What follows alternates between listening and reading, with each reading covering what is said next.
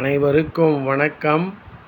நாலடியார் பொருட்பால் பகையியல் அதிகாரம் 36 கயமை இழிவான குணம். பாடல் எண் 360. நீருட்பிறந்து நிறம் பசியதாயினும் ஈரம் கிடையகத்தில்லாகும் ஓரும் நிறைபெறும் செல்வத்து நின்ற கடைத்தும் அரைப்பெருங்கல் அன்னார் உடைத்து.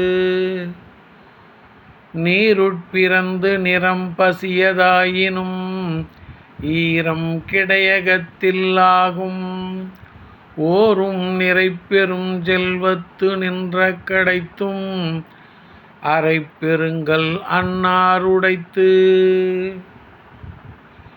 நீரிலே தோன்றி வளரும் நெட்டி, அதாவது வெங்காயத்தாமரை பசுமை நிறத்துடன் இருந்தாலும் அதன் உள்ளே ஈரத்தை கொண்டிருப்பதில்லை.